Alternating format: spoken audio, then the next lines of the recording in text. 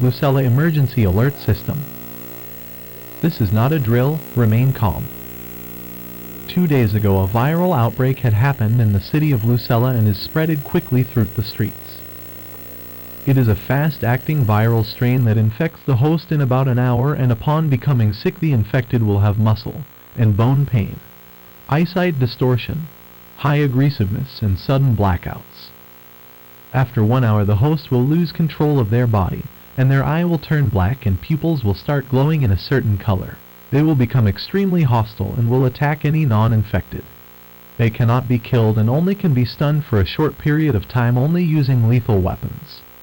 All citizens are advised to stay indoors and as far away from the infected as they can. The infected have average intelligence and can use and interact with items such as doors, guns, etc. Local law enforcement are currently to be deployed and have the task of capturing these infected. Weapons are temporarily allowed. If any of your friends or family members have any of these symptoms, then it is advised to lock them up. If you have these symptoms, lock yourself up as quickly as possible and we will find you once we get a cure. Thank you for your cooperation. Lucella Emergency Alert System.